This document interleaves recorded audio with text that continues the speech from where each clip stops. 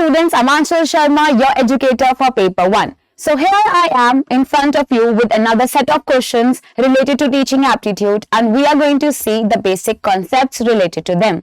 So the first question that I have for you is, a teacher while offering feedback in a class transactions utters this statement, "No, you are incorrect." What is this kind of feedback? So is it a positive feedback? Is it a negative? Is it a confirmatory feedback, or is it a corrective feedback? So let me show you the answer. The answer is B. This means that this is a negative kind of feedback. So when we read the statement again, "No, you are incorrect," it says that this is a negative feedback that is given by the teacher. Now, what is basically a feedback? You should be clear with it. So whenever we discuss about communication, we know that no communication can be complete if there is no feedback. So we have the sender, we have the sender and we have the receiver. So sender will do what? He will or she will encode the message and send it to the receiver, and the receiver will decode it. And then what will happen? The decoder is going to give the feedback. Without feedback, there can never be a good communication that is possible. So effective communication happens when there is a good feedback. Now, feedback is also important in the classroom section as well, because in the classroom, this feedback is something like evaluation. So what all are these kind of feedbacks? A feedback can be positive. That means a teacher is appreciating you. It can be negative, that the teacher is coming you or maybe telling you your faults. It can be confirmatory, that yes, teacher is trying to confirm that you are doing things correct or maybe helping you. And it can be corrective, that can be telling you what is right and wrong. So these can be different kinds of feedback. There are other kinds of feedback as well. Let us see. The first is the informal feedback. What do you mean by informal communication? A communication that is happening without any structure. That means it can happen spontaneously and it can come in between any kind of communication. This means that this informal feedback would be similar in those lines as well. This means that the informal feedback is not a structured feedback, and it's given in between the conversation. It spontaneously occurs. This means that the informal feedback can occur at any time and at any place, at any time, as it is something that emerges spontaneously in the moment during the action that is taking place. Therefore, informal feedback requires building up a rapport between the students who are effectively encouraged by the teacher, and they know how to daily manage their task. This might also occur in the classroom or it can be over a telephonic conversation or a virtual class that is happening. So it can always occur in between. But of course, because it is an informal conversation that happens, an informal feedback, then the deliberation, the effort, the centrality of the teacher would be affected here. Now let us see the formal feedback. So the formal feedback is a very planned feedback. As compared to the informal communication, we all know that in the formal communication, we go towards a structured manner. We follow a structured, pre-described manner. So whenever you want to talk to your boss, you talk it in a structured manner as compared to talking to a friend. That means there will be less rumors and there will be less disturbances in this kind of feedback. The teacher's authority is maintained here and she is at the center. So the formal feedback is planned and it is systematically scheduled, right, in this process, usually associated with some task, some formal structure, and this is going to help the students.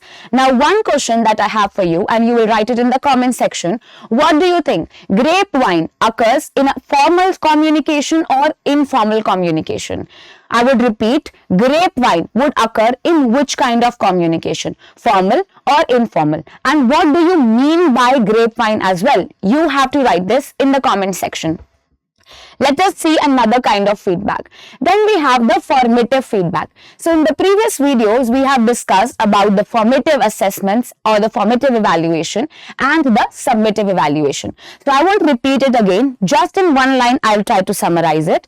Formal or you can say formative evaluation is something that happens in between. So here the process is more important, and it is basically important for a teacher to improve herself, her teaching style, and all these things will help her to teach the students better, and here the students can also improve themselves. So this is a formative type of assessment. So what will be a formative feedback? The goal of a formative assessment is to monitor, is to check the students' learning and to provide the ongoing feedback.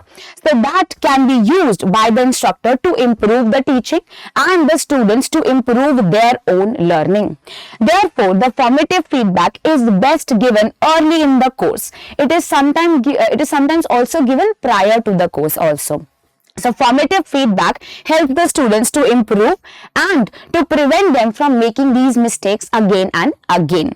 In some of the cases, it is also given before, and this makes the student feel capable of what they are doing, and the next stage would be improved, right? So if before giving you a lot of work to do, I first of all keep on checking the small portions, so this will give you confidence to do the things better. This is formative feedbacks. Then comes the summative feedback. So summative feedback. Now what do you mean by summative assessments? Summative assessments are those assessments that are done at the end. That means there is no scope to improve them now. It is just coming with the grades and with the final results. That means the teacher cannot improve herself or himself, and the student can also not improve themselves. So this is the final result. So your IAs are an example of formative assessments, while your half yearlies or your final exams that we have are the example of summative assessments. So the goal of summative assessment is to evaluate the student learning. The goals at the end it is given. At the end by the instructor it is done, and it is somewhat in a comparison state that is given. Therefore, the summative feedback consists of a detailed comment that is given for the specific aspects of the work that is being done. Clearly, it explains how the mark was derived, what was the criteria through which this was provided. So when you are giving the feedback at the end, then it becomes a summative kind of feedback. Then we have the student peer feedback. So we have peer reviewed journals where we know that there is no boss at the end, and with the colleagues can also help us to do that. And what do you mean by cooperative learning? This is like when all the students are working together in a cooperative manner. So this is something like that only. When you know that you don't always need a teacher to give you feedbacks, and your friends are capable of improving you as well, giving you constructive feedback, then what will happen? This is called as the student peer feedback. There is no longer a need for a teacher to be the only expert within a course of the structure. With basic instruction and ongoing support, the students can learn by giving quality feedbacks to one another. This is highly valued. This will inculcate a very good professional set of skills in the minds of the students, and this will help them to improve. Now, of course, they will improve one another, but what if I say that one can improve themselves as well? This is the basic goal of education, that you have to improve yourself. It is an overall holistic growth and development. That means there can be a student self-feedback as well. So the student self-feedback is actually the ultimate goal of feedback. So the ultimate goal of feedback is for the learning to happen. During the course of this feedback, the teachers have the opportunity not only to provide direction to the students, but to teach them through the explicit modeling and can give instructions. This set of skills of self-assessment that the child would learn will make them a better person, will make them a better critic, and through heuristic learning they can learn. Now, who was the proponent of heuristic learning? It is Armstrong. So what is heuristic learning? When you do educated guess, when you know you are at a reflective stage, you can carry forward your own problem solving method. So this is a stage where you don't always need a teacher. You can clarify your own learning goals. There is a good success criteria that you can create. You can model your own criteria, and this will help you to go further in life. Then we have constructive feedbacks. So constructive feedbacks is related to a particular agenda. It is very issue specific thing that we are doing. It is based on observations, and it is very specific, and it is issue focused. So we have one issue about which we are giving feedbacks. So what is negative feedback? A negative feedback can be when you are giving some comments about some past behavior of a child and you want them not to improve, not to do all these things again. So focus on the behavior that wasn't successful before and should not be repeated. So this is a negative kind of feedback. What is positive feedback? You are affirming that whatever the child has done in the past was correct and I want you that this was success oriented and continue to do so. So this is a positive feedback. There are words like feed forward and negative feed forward and positive feed forward, which are important. Now, what do you mean by negative feed forward? These are the corrective comments about the future performance. This is the future performance, not a past performance, and I want you to improve in the future. The focus on the behavior that should be avoided in the future. So I can say that previously you did this mistake. I want you not to do it in the other seminars that we are conducting. So what is it? This conversation between the teacher and a child is like a constructive feedback given according to that particular issue. What is positive feedback? Positive feedback is affirming that this behavior was good and in the future you can continue to do so. This can improve your performance in the future. So I can say try to study social studies because this is your actually the area that you can perform really well and score good marks. So this is a constructive feedback that the teacher is giving, a positive feedback, right? So these are the few kinds of feedback. And one more important feedback, I think we have discussed this in previous classes, but you should know what is a sandwich feedback. So when between two positives you slide down one negative comment, that can be a sandwiched feedback. So teacher keeps on giving all these feedbacks and she should know how to handle the class. So whenever we talk about all these feedbacks, one thing that pops in our mind is how the classroom structure should be. So a good classroom is that classroom where the teacher allows the student to talk. So there are certain characteristics and I want you to write them. These are, there should be no entrophies. There should be no disruptions. This is the word entropy that they have, UGC has asked, and it is the PYQ as well. So first thing that the teacher does in the class is starting the class with an anecdote or starting with an icebreaker. These are points that I'll be giving you and you can write it. This will all make your classroom constructive and this will help you to deal with the students better. So this is one thing that UGC asks because in an interdisciplinary manner. So teaching aptitude and communication together, they can say how a good classroom structure can be seen. So classroom structure is maintained when the teacher starts the class without any interruption, starts it with a good anecdote or with a story, you can say, of the short story are the anecdotes, right? Then it can be with an icebreaker to catch the attention of the students. And in the course of the teaching, there are three phases that the teacher can go through. So 2 is while you are teaching, or you can say when you have completed the teaching part, and 1 that is in the beginning. So firstly, there is always a pre-teaching process, right? So it is the pre-planning process where the teacher will plan the things and come in the class. Then there will be interaction with the students, and in this interaction, the teacher will of course teach, interact with the student, and will change her scenarios or maybe will change how she is teaching multiple times. So according to some studies, there are thousands of variations that come in the mind of a teacher when she is teaching the class, and at the end there would be evaluation. So what becomes important here? It becomes important that the teacher is following the key behaviors and the helping behaviors. So this is your homework again. I want you to read and learn all the 5 key behaviors and all the 5 helping behaviors, because UGC always asks questions from them. One thing or another they will ask, right? So you should know, what do you mean by probing? What do you mean by student success rate? What is the basic goal that the teacher does? What do you mean by structuring of the class better, right? And what do you mean actually that the teacher is getting involved and using the students' response to construct the class? All of these things are helping behaviors and key behaviors. So at the end, the teacher would evaluate, that is the 3rd phase, and this feedback would be used there, right? So I hope all of these things were clear to you. Whatever the words I use are definitely being asked by UGC, and they can again ask all these questions. So keep on noting them down and study more about it. Let us see the next question. Which of the following are the characteristics of adult learners? So here we have two kinds of learners. In fact, three you can say. So there are toddlers, where you see that we apply theories on them. So we have Piaget's theory, Erickson's theory, that how the maturity of the person would be seen.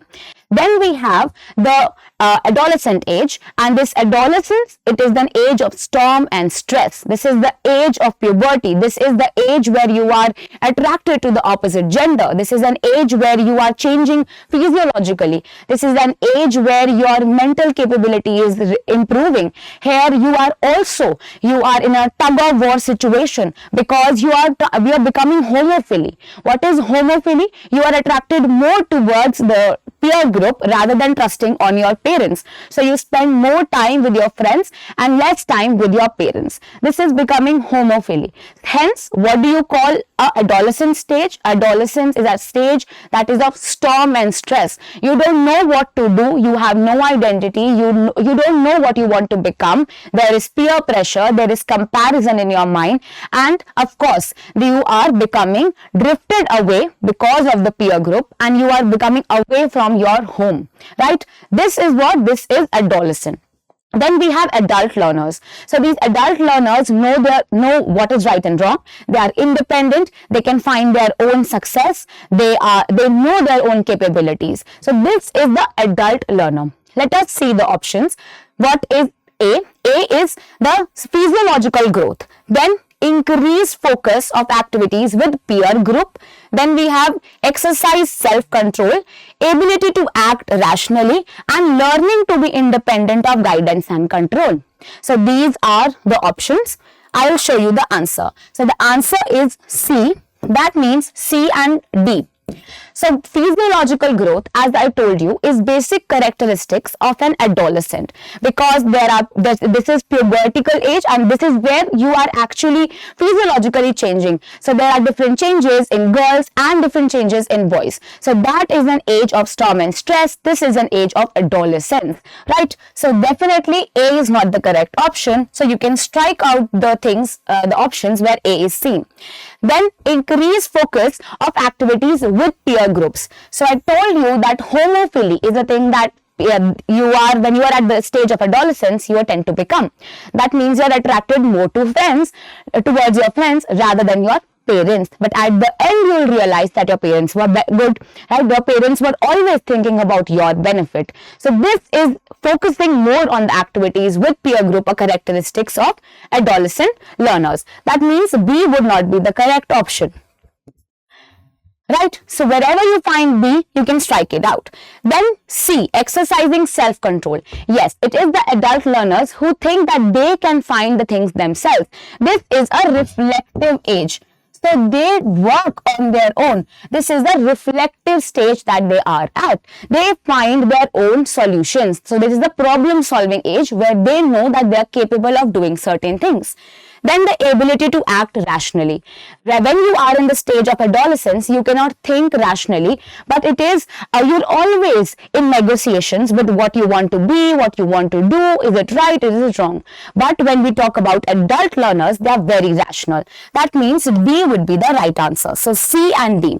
What about E? This is a option where the students can get confused, right? So learning to be independent of guidance and control. Here look at the word learning. So you have not only learned till now, you are in the process of becoming. So when you are in the process of becoming, that means this is according to this is the stage of adolescence and not adult learners. Here you are learning to be independent and not already independent. If it would have been independent of guidance and control, it would have been an adult learner. Let us see the explanation. So the adult learners are the non-traditional students who can be classified according to their age, according to their maturity and their cognitive skills. Then some characteristics is that they are autonomous, they have rationality, they believe in themselves, they're autonomous, they think about themselves, and they have self-control.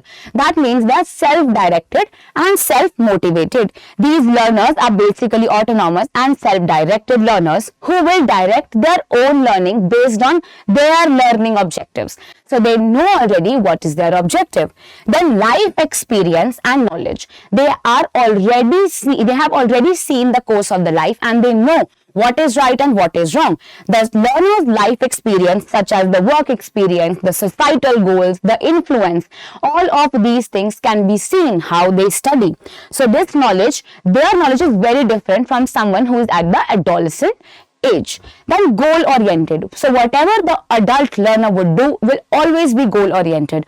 Adult learners attend literacy classes for a specific reason. They know what is to be achieved, right? So they are doing it for specific purposes. Then we have adult learners are always assessing how the learning is relevant to their own lives. So they will do things if it is needed. Then they are very practical and they have self-respect. So they want to gain respect out of everything. They are doing it because this is their life choice. Right? If you want to make your identity, then it means you are in the adolescent age and not in the adult stage. Then comes another question. These are the two statements that are given to you. Statement 1, the brain continues to develop throughout the childhood and adolescence. Then statement 2, the logical and the goal directed actions begin in the sensory motor period. So whenever you see the word sensory motor, you should know that we are here talking about Jean Piaget's theory of cognitive development. So this is a very important theory. Let us see. First of all, the answer is B, which says that the statement 1 is correct and statement 2 is incorrect. So what is it? The brain continues to develop throughout the childhood and adolescence. Yes, according to Jean Piaget and even the other psychologists as well, it is our brain that keeps on working, that keeps on improving. And even Erikson also says that we have conflicts, and with each crisis we come towards something, a new mature age where we learn. In the similar grounds, we have Jean Piaget who said all these things, and we will be discussing it in his theories. So hence we can say that brain of course would improve when we move towards the childhood and then towards the adolescence and then towards the adult. That means first is the correct statement. Then logical and goal directed actions begin with sensory motor. No, this starts with the pre-operational, or in fact the concrete operational is the stage where you become more logical and you become goal oriented. But it is not the sensory motor. Here with just reading the word senses you could come to know. Senses does not make you logical or goal oriented. This is the first stage of Jean Piaget. That means the second statement is incorrect. Now let us see these 4 stages that Piaget talk about. So first of all, Piaget was a Swiss psychologist who contributed greatly to the understanding of child's cognitive development. Now, what do you mean by cognitive development? Everything related to the brain, to the knowledge, that is cognitive development. He said that there are different schemas that we learn, and with each stage the child would improve. So Locke said, we all know John Locke. John Locke said that when the child is born, we have tabula rasa. So what do you mean by tabula rasa? Tabula rasa means that we were born with a blank slate. Our mind was a blank slate and we don't know what is right and what is wrong when we are younger. But according to Jean Piaget, we know some schemas, right? So a little child know to gasp, to look, to see, to gaze. All these things are the small things that a basic child would do, a toddler would also do. So see here, so there is a rattle there, and what will a child do? Of course, he'll just gaze, then grab and then gasp. Oh my God, right? So of course he won't say anything, but expressions would tell you. So these are the small schemas, and according to Jean Piaget, these schemas are some deliberate actions, some previous notions or some previous actions that are recollected in your mind, right? So according to Locke, we knew nothing, and with the course of time we will learn. But what is Erikson saying? Erikson says that there is conflict between each stage and then we will learn. While Jean Piaget would say that there is a cognitive growth and there are some schemas that you already know, and with each stage there will be maturity. So you cannot jump the stages. You will first start with the basic stage and then you will go forward. So he was a Swiss psychologist who contributed in depth to this child's psychology of thinking. Piaget argued that a child's cognitive development occurs in following stages. So specifically, he positioned that the child's thinking develops from one stage to the next and their behavior also changes, reflecting on their cognitive developments. The stages in this theory are as follows. So there is sensory motor. This is from 0 to 2 years of age. So whenever you are from between the 0 to 2 years of age, you are in the stage of sensory motor. Then comes the pre-operational stage, that is from 2 to 7 years of age. Then we have concrete operational, that is from 7 to 11, and then we have formal operational stage, that is 11, and of course to the adulthood. So this is what the stages are. So you can see the pictures and then you can relate. So when you are a toddler, you are at a stage of sensory motor. So what is the basic thing that this toddler would do? Then this toddler would learn with the senses. So this is the basic coordination, reflex actions that this child would understand. That means the small schemas, also what the family is doing in front of this toddler, this person or this toddler would learn. So what is it? Maybe gasping, or as I told you, picking up the rattle, looking at the picture, looking at the face of the mother are the few things that he would do. Or maybe a blinking of the eyes. All of these are the small sensory actions that the child would start to do. So this is a stage where you learn with the help of your senses. So the key word that you all should know is the senses here. Then comes the second stage where you start to symbolically represent things. So this is the pre-operational stage and the word you should learn is the symbols.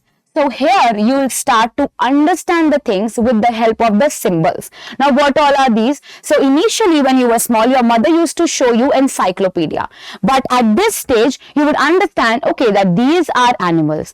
Or maybe you don't have full logical and abstract thinking here, but this is a stage where you know a little more than what you already know in the sensory motor stage. So here you know that this is here you never knew that this is water, whatever you are drinking. Here you will confuse between the quantity of the water. So you know that this is water, but you don't know that this is more or this is less. So you don't know about volume, about mass. You just know that this is water. But when you move towards the next stage, that is the concrete operational stage, you will understand that there is a difference between the two quantity water. If I put it in a circular glass and a cylindrical glass, the quantity can be same but the shape changes. So you start to question. Logically, you start to answer the different things. You start to question the different things. And then you become more and more rational, logical and concept oriented. Right? So that means this is a stage where you become logical. Right? Now comes the formal operational stage. Now this is the formal operational stage, somewhat like the reflective stage. This means that here you are capable of solving your own problems. So this is a stage of solving problems. Here you have abstract minds. Right? Here you have abstract thinkings. Now, these are the few words that you should know. So, in the first stage, you learn with senses. In the second, there are symbols that become clear to you. So, you know it is water, but you don't know the quantity. Here, in the logical stage, that is the concrete operational stage between 7 to 11, you understand the quantities. And then what is water? Why do we use water? Why do we save water? How can I save water? Is this glass full or is it empty? That means abstract thinkings come into play. Then one thing that UGC has already asked, at which stage you become egocentrical? This is a stage of pre-operational stage. You tend to look at the world according to yourselves and you think that everything is correct whatever you are saying. If I believe that this is a cat because it has 4 legs, then for me a dog would also be a cat, and I won't look at or I won't consider what the other person is saying. So you become egocentrical when you are at the pre-operational stage, and you should know and you should learn this word egocentrical because this was directly the statement that UGC asked. Now let us see few explanations of this stage, of these stages. So the first stage is the sensory motor. Here you learn coordination of senses with these motor responses. Sensory, curiosity around the world. Language is used to demonstrate. Here you catalog things. Here the object permanence can be developed. So you understand about the objects. In the next stage, you start to think symbolically. So there is symbolical thinking, use of proper syntax and grammar. Here you learn the words, here you have imagination, intuition, here you have some complex thoughts that come into being, but you don't understand these complex thoughts. All of these are very difficult to you, right? So you understand how to do conversation with another person, but you are very egoistical because you think that you are correct. Then there is the concrete operational, which says that there is a concept that you try to learn. So concepts are always attached to these concrete situations, and you understand space, quantity, objectives, intentions, independence, and independent concepts or dependent concepts, and how these are applied. Now how you can use these concepts? That means at the last stage, that is the formal operational, you will know how to use the concept. You will know the theoretical basis. That means you become theoretical, hypothetical, abstract thinking, counterfactual thinking, problem solving, logical, abstraction, strategies, planning. All of these things become possible when you are at the stage of formal operation. So according to Jean Piaget, there is always these schemas that come into being. There is the previous knowledge, there is new knowledge, and they're added, and you learn the things. This is what he's saying. So what is happening? You are always at a place of, first of all, you assimilate things. So we start with assimilation. There is assimilation. You assimilate new things, as I told you, right? These are schemas already present and new. So this is assimilation. What do you mean by assimilation? Ikatha karna. You are collecting all these things. That is assimilation. Because of gaining of these new facts, you will always be in disequilibrium, right? So this is a stage of disequilibrium where you won't know how to place all these things, how to place the new thoughts. Then what will happen? You will try to accommodate the new information. You will try to accommodate what you have learned in your life. You will try to accommodate that in your own mind and then use it properly. And then what will happen? You will come at a stage of equilibrium, and then again there will be assimilation. So this is how the things are learned. This is what Piaget says, and you should know these words. There is always assimilation. You collect the information. There is disequilibrium because you don't know what to do now. And then there is accommodation. You understand, solidify those things, and then it comes the equilibrium stage. So I'll give you an example. All these things were, whatever I told you about Jean Piaget, say all these things were new to you. So what is happening here? Here you are assimilating and collecting because you are watching this video for the first time. So this is assimilation. Then what will happen? You will be in the state of unrest. There will be disequilibrium in your mind. You will try to read more about it, or you will try to learn all these things better. Then there will be accommodation. One day you will be clear about all these things, and then you will use it in the paper. That means it will be equilibrium. You can tell it to other person, explain it to your friends. So this is what Piaget is saying. So there are 4 stages. There is sensory motor, pre-operational, concrete, and formal. All the age range and what happens in the age, all these ranges are also important. Then we have this last question for you, that is, which of the following are the highest taxonomical stages in the cognitive, affective and the psychomotor domains of learning?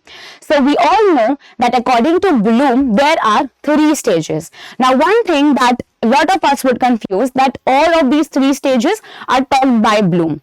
That is not true. Benjamin Bloom was the head or was the founder who started to talk about these stages, and in-depth analysis of cognitive stage was given by him. But we tend to confuse it because in a lot of books and as well as in the e-sources, you will find that it is Bloom who gave all these stages.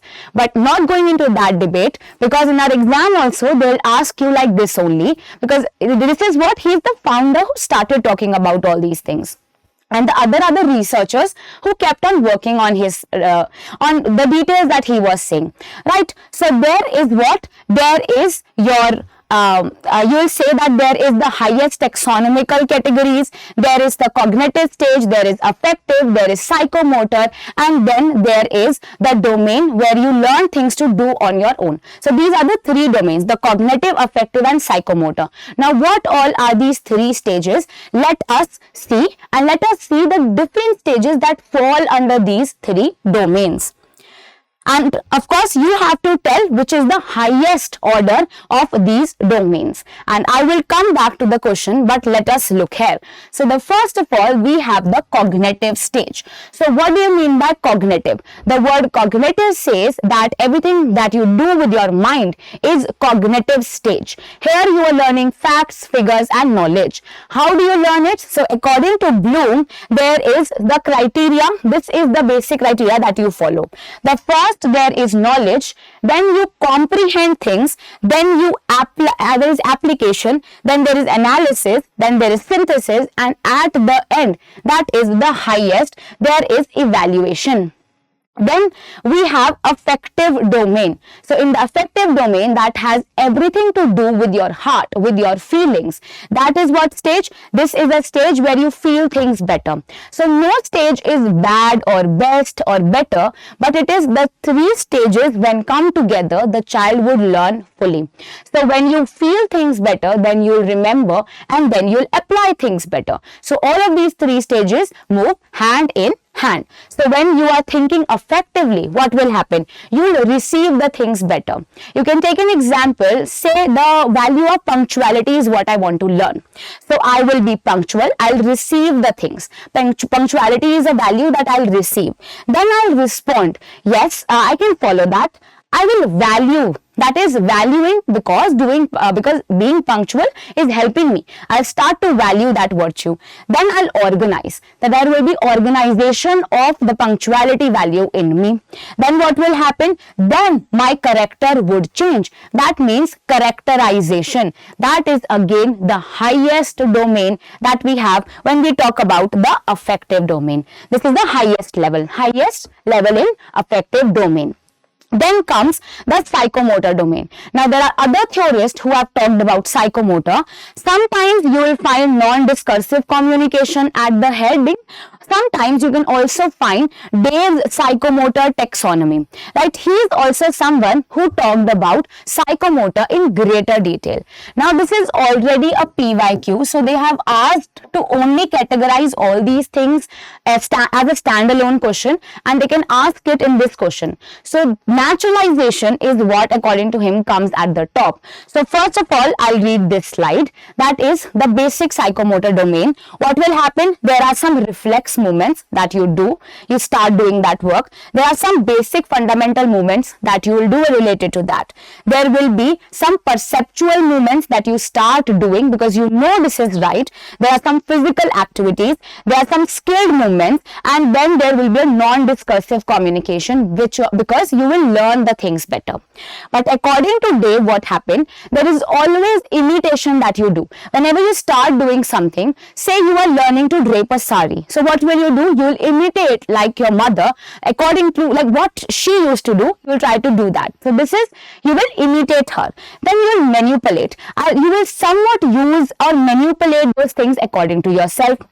Then there will be precision. You'll understand what to do, how to drape a sari. You'll articulate it better. Again and again, you'll do these things and then you'll improve. And at the end, it will become naturalization. This will become a very natural process to you.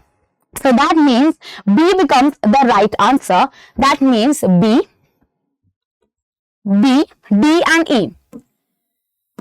So here we have cognitive domain, the highest level was your evaluation. When we talk about the affective domain, it was characterization that was highest, and then we have the naturalization, which was the highest when we talk about the Dave's psychomotor, the domain that Dave gave, right? So this is what the question was. They were asking about the highest level when we talk about these three domains. So the three domains, I would repeat, the first is a cognitive, then you have the affective domain, and then you have the psychomotor domain. So this is what the Bloom said, that there is always an upliftment, and all these three goals or these three taxonomies should work together to understand things better. Now the question can be asked either to mark the highest or to mark the lowest level. If they ask you to mark the lowest level, then what is the lowest level? Knowledge. Knowledge is gain. Receiving is done. Reflex movements or imitation is what we start doing the things with. This is how you will respond to the question. Now look at this thing. So according to Benjamin Bloom, in 1956 he gave this theory. So according to him, nouns were used when he talked about the different stages. So there were knowledge, there was comprehension, you comprehend, there is comprehension of the different details, then there is application, analysis, synthesis, and then at the end you will evaluate things. But his student only in 2001 said that when verbs are used, then the taxonomy looks better and it is easy to understand. So what is happening? And there were two changes. One, verb was seen, and then the top two levels were switched. So you should know that what is written. They could either write, evaluate, or create at the in the question. So you should know that when we talk about the Bloom's taxonomy given in 2001, it was create at the heading. So it is you remember things first, you understand things, you apply, you analyze, you evaluate, and then you create something. Take an example. So you are learning about teaching aptitude. You remember the facts. You understand the fact that all these things were important as told by ma'am. You apply it, then you will analyze. You will mark the MCQs. You will analyze. Am I scoring good? You evaluate. I scored 30. That is very good. Then what will happen? You will create that. Yes, you already know these things. This is your own creation. So this is what you see when we talk about the cognitive domain. So there are other theorists who talked about the psychomotor affective domain, and I have written their names here and you can read it. So I hope the things were clear to you. I tried to explain you 3 or 4 most important concepts in this video, and I hope you understood them. If not, you can write it in the comment section. I'll surely reply to you. Thank you so much.